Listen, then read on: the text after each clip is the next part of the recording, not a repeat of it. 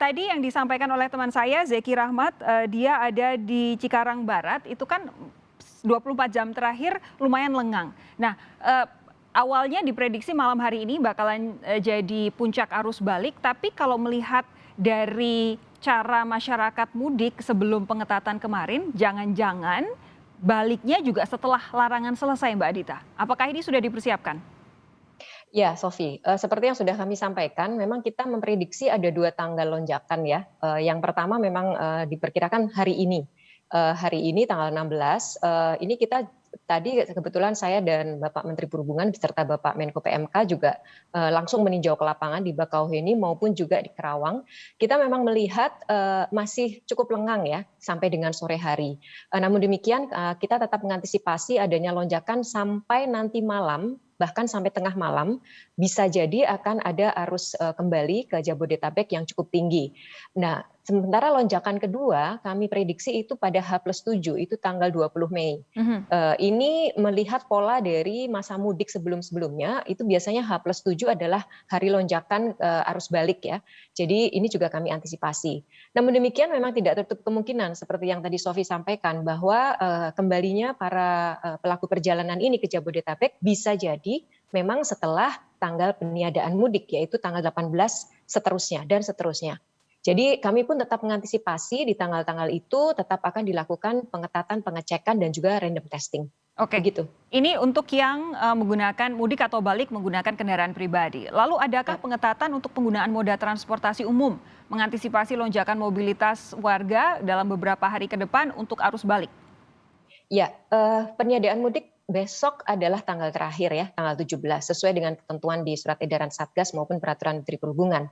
Setelah itu adalah tanggal dimulainya pengetatan syarat perjalanan pasca peniadaan mudik. Oke. Dimulai tanggal 18 sampai 24 Mei, dan kita akan kembali kepada ketentuan mengenai syarat perjalanan yang masa berlakunya hanya 1 kali 24 jam. Mhm. Begitu Sofi. Jadi salah satu cara kami adalah dengan melakukan pengetatan syarat perjalanan, di samping tentunya untuk transportasi darat, tadi kendaraan pribadi roda 2 maupun roda 4, tetap akan dilakukan pengecekan terhadap dokumen kesehatan.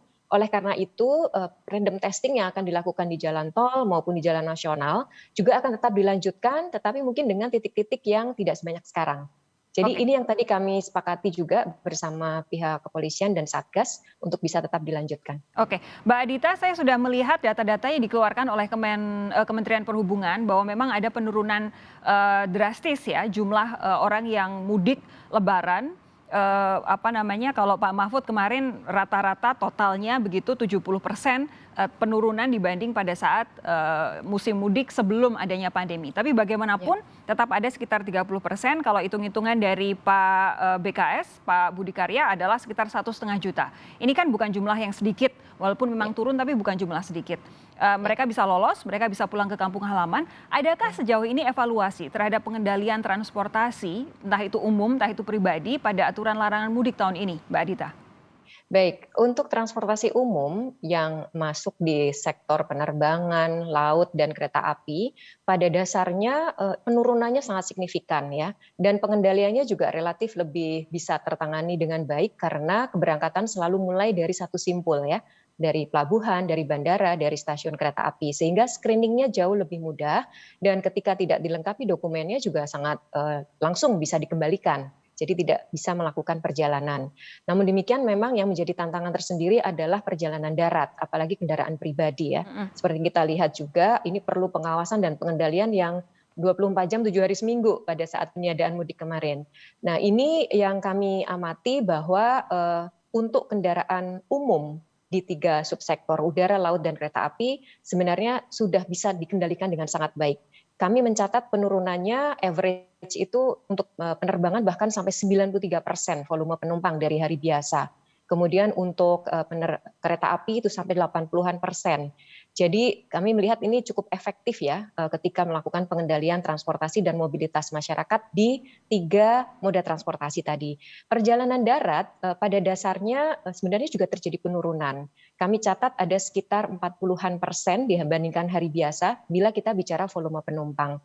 Jadi mungkin yang menjadi tantangan adalah karena dokumen kesehatan untuk perjalanan darat ini sifatnya himbauan. Ya, Ya, ya. itu oleh karenanya ketika kita menghadapi arus pasca Lebaran ini, kami lakukan screening terhadap dokumen kesehatan tersebut dan dilakukan random testing agar Oke. bisa memperkecil potensi dibawanya virus itu kembali ke Jabodetabek. Mbak Adita terakhir begini, apa namanya, memang kalau dilihat dari moda transportasinya, kalau seseorang menggunakan tiket, membeli tiket terlebih dahulu, itu akan jauh lebih mudah untuk dikontrol begitu kan. Dari awal untuk misalkan SIKM atau dokumen kesehatannya sudah bisa dicek begitu. Tapi kan yang susah memang kendaraan pribadi.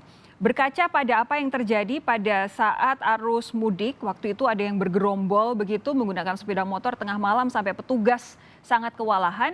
Kira-kira untuk mengantisipasi hal serupa terjadi pada saat arus balik, apa yang sudah dilakukan? Ini kan Kementerian Perhubungan juga pasti berkoordinasi dengan pihak kepolisian ya. Apa persiapannya? Baik, yang pertama kami terus melakukan himbauan agar masyarakat tidak kembali di tanggal-tanggal yang kami sudah sebutkan tadi.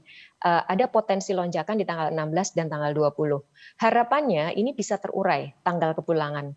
Memang agak berbeda ketika kita bicara tanggal keberangkatan pada saat peniadaan ya. Karena targetnya ini kan bisa berlebaran. Lebaran ini tanggalnya semua orang satu, sama kan, tanggal 13 dan 14. Sementara tanggal kepulangan ini relatif bisa terurai karena masing-masing anggota masyarakat mungkin punya target yang berbeda-beda.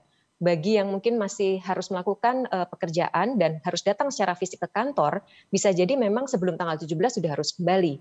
Tapi bagi yang tidak, tentu bisa membaginya ya untuk kepulangannya ke Jabodetabek. Yang kedua adalah kami juga kemudian melakukan terus-menerus koordinasi dengan pihak kepolisian dan melakukan sosialisasi bahwa masyarakat agar melakukan tes itu di kota asalnya. Jadi jangan mengandalkan random testing atau tes di simpul transportasi di tempat keberangkatan. Tadi kami di Bakauheni juga menghimbau kepada masyarakat di Sumatera khususnya yang akan kembali ke Jabodetabek, jangan kemudian mengandalkan tes itu di pelabuhan. Karena ini akan menimbulkan masalah baru buat masyarakat itu sendiri, karena ini penumpukan dan antrian ya. Jadi diminta mereka secara mandiri melakukan tes itu di daerah asalnya. Oke. Begitu. Jadi itu hal-hal yang kami harapkan bisa sedikitnya mengurangi potensi penumpukan ya, seperti yang kita lihat beberapa waktu yang lalu. Begitu, Sofi. Terima kasih Mbak Adita sudah bergabung bersama kami malam hari ini. Kita jumpa lagi lain waktu. Sehat terus. Terima kasih, Sofi. Sehat juga. Saudara, saya